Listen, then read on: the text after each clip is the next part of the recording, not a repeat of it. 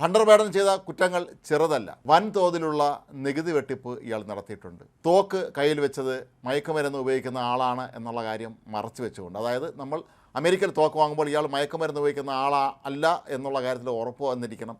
അക്കാര്യത്തിൽ ഈ തോക്കിന് ലൈസൻസ് എടുക്കുന്ന ആൾ ഒരു അഫിഡവിറ്റ് സത്യവാങ്മൂലം കൊടുക്കേണ്ടതുണ്ട്. അവിടെയൊക്കെ കൃത്യമായി താൻ മയക്കുമരുന്ന് ഉപയോഗിക്കുന്ന ആളല്ല എന്ന് എഴുതി കൊടുത്താണ് ഇയാൾ തോക്ക് കൈവശമാക്കിയത്. ഏതാണ്ട് 11 ദിവസത്തോളം ഇയാൾ ഈ തോക്ക് കൈവശം വെക്കുകയും ചെയ്തിരുന്നു. പിന്നീടാണ് ഇത് വലിയ വിവാദമാവുകയും ഇയാളുടെ പേരിൽ കേസെടുക്കുകയൊക്കെ തന്നെ ചെയ്തിട്ടുള്ളത്. അമേരിക്ക പോലുള്ള രാജ്യത്തെ സംബന്ധിച്ചിടത്തോളം ഇയാൾ ഈ ചെയ്ത കുറ്റകൃത്യങ്ങളെല്ലാം തന്നെ അതീവ ഗൗരവകരമായിട്ടുള്ളതാണ്. ഇതിന് ജയിൽ ശിക്ഷ ഏതാണ്ട് ഉറപ്പായിരിക്കുന്ന വേളയിൽ തന്നെയാണ് ഇപ്പോൾ പോകുന്നതിന് മുമ്പ്, അല്ലെങ്കിൽ അധികാരം ഒഴിയുന്നതിന് മുമ്പ് അമേരിക്കൻ പ്രസിഡന്റായ ജോ ബൈഡൻ ഇത്തരത്തിലുള്ള ഒരു അതിസാഹസത്തിന് മുതിർന്നിരിക്കുന്നത്. ഏതാനും മാസങ്ങൾക്ക് മുമ്പ് മാധ്യമപ്രവർത്തകരുടെ ചോദ്യങ്ങൾക്ക് അദ്ദേഹം പറഞ്ഞത് ഒരു കാരണവശാലും ഈ കേസിൽ താൻ ഇടപെടില്ല എന്നാണ്. മകൻ്റെ കേസിൽ നിയമത്തിൻ്റെ വഴിക്ക് പോട്ടെ എന്ന് നമ്മുടെ നാട്ടിലെ നേതാക്കന്മാർ പറയുന്നത് പോലെ അതേ രീതിയിൽ തന്നെയാണ് അദ്ദേഹം സംസാരിച്ചത്. പക്ഷേ ഇപ്പോൾ പെട്ടെന്നാണ് ഇങ്ങനെ ഒരു ഇടപെടൽ ഉണ്ടായിരിക്കുന്നത്. നിയുക്ത അമേരിക്കൻ പ്രസിഡന്റ് ഡൊണാൾഡ് ട്രംപ് പോലും ഈ നീക്കത്തിനെതിരെ അതിശക്തമായ തോതിലുള്ള വിമർശനം തന്നെയാണ് ഉയർത്തിയിരിക്കുന്നത്. ഈ നിലപാട് ശരിയല്ല എന്നാണ് ട്രംപും ഇപ്പോൾ പറയുന്നത്.